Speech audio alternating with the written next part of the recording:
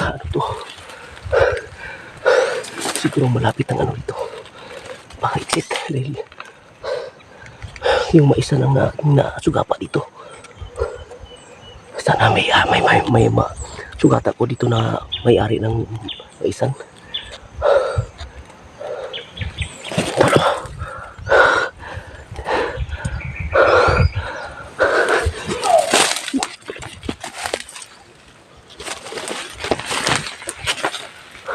Sinundan ako, tol. Sinundan ako eh.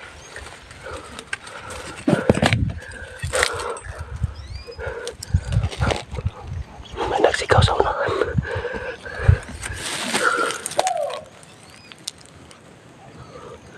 Lord, tulungan mo ako, Lord, na makalabas ako dito na wala mangyayari, Lord.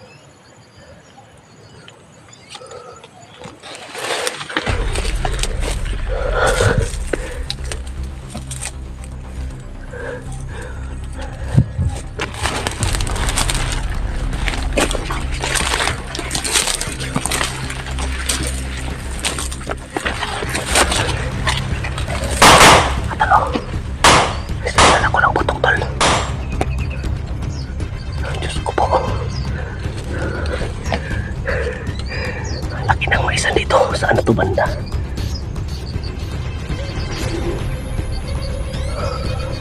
Yung tulong ko isang tol. Nahirapan ako dito sa paglamas.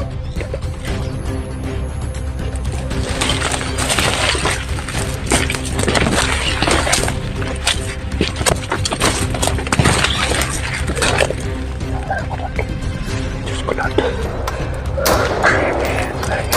Tutukan ako natin.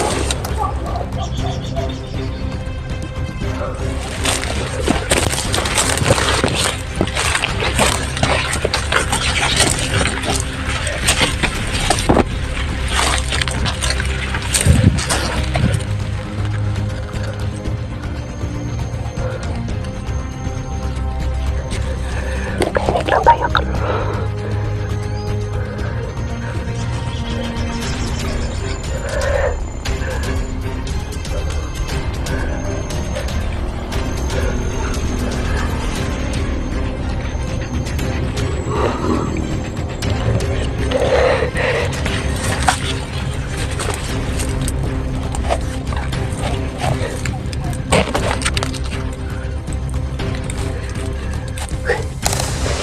Nalimutan nila ako ng putok-tulo.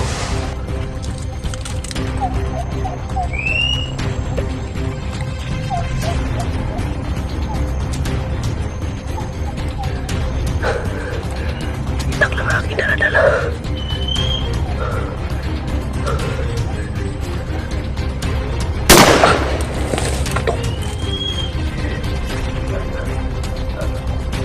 Tulong. May nag-sign sila, tol. Nag-signal sila.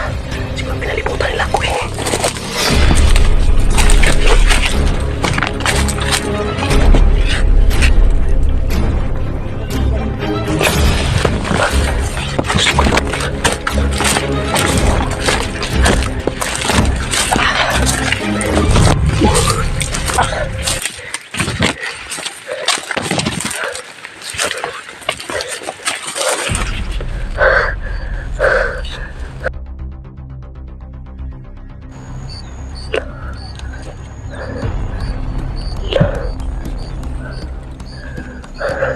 May tao sa ibabaw.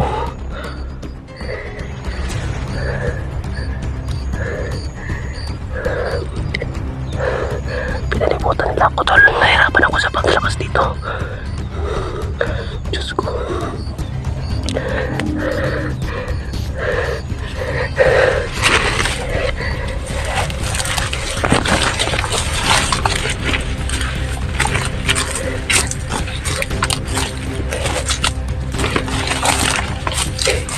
Nagapunta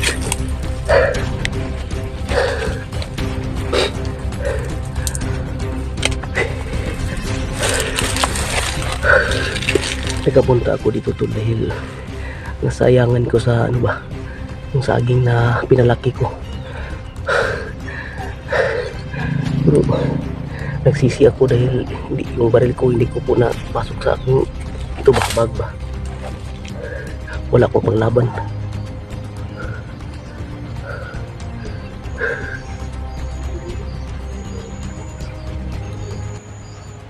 Ang dami nila oh.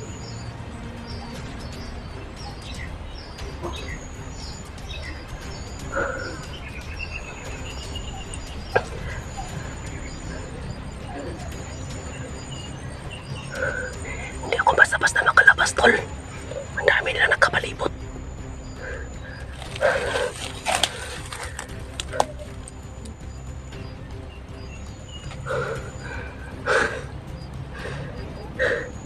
Lord, sana ngayong pagpunta ko dito na walang mangyaring masama sa akin, Lord.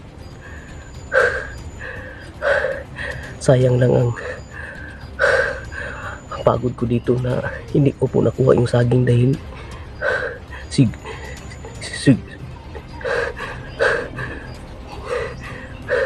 nakasugata ako ng putok. At doon sa ibabaw may nakistambay na motorcycle.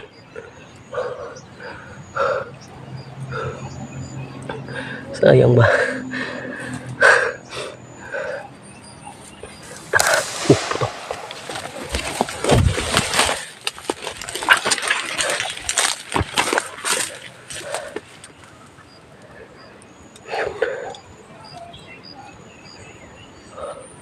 May nag-usap sa unahan.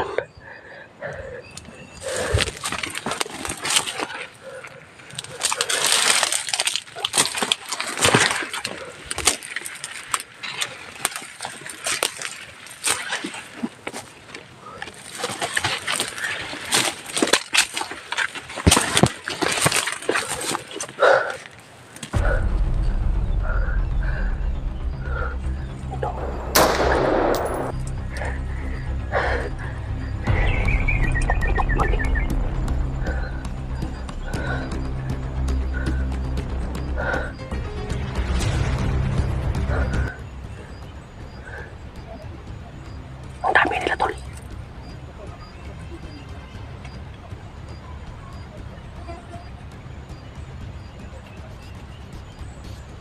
Try ko po na ano tulong. Hagiton ba? Pero mahirapan ako dito. Dahil sobrang lawak tong may isa na to.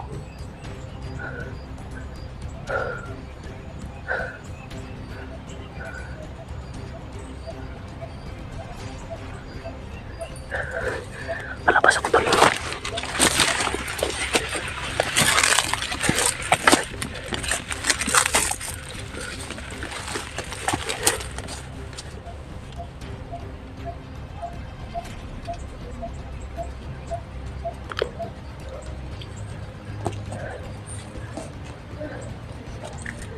May nag-usap doon tol.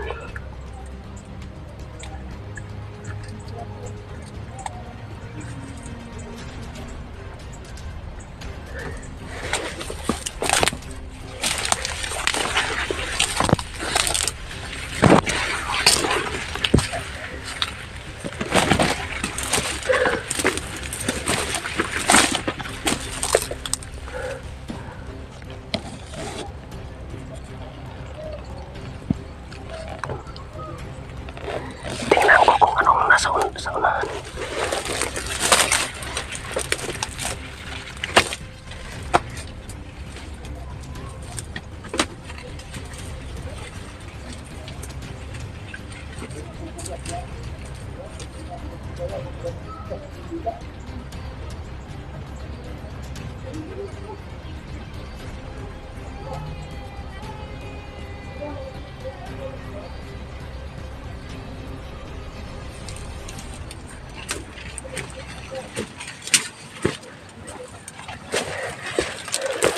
Narinig ko doon.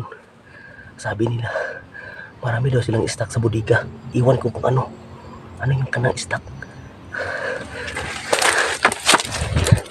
Lapit-lapitan natin. Para silang nag-meeting doon. Ang dami nila.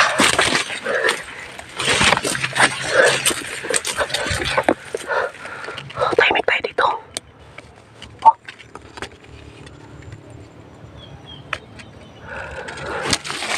Siguro yung yung may naka-standby kanina ang motor nakahinto. Yan siguro nagtakatid nila ng suporta or baril.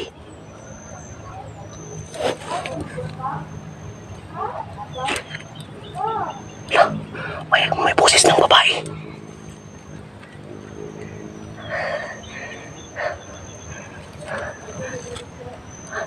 Tahimik lang tayo.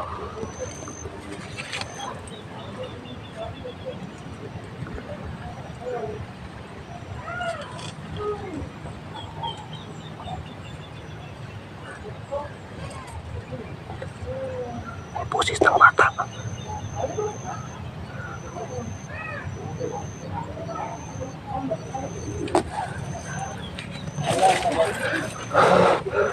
Hanap tayo ng daanan dito. Ano kalabas tayo tol? Hindi magtagal. Hindi tayo magtagal dito.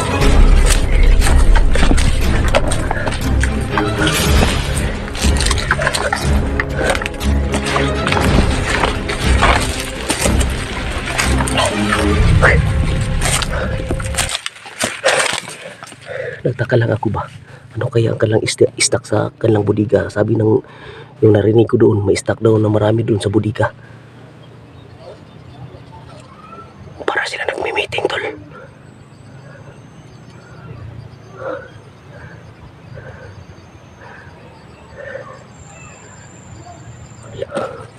Diyos ko po.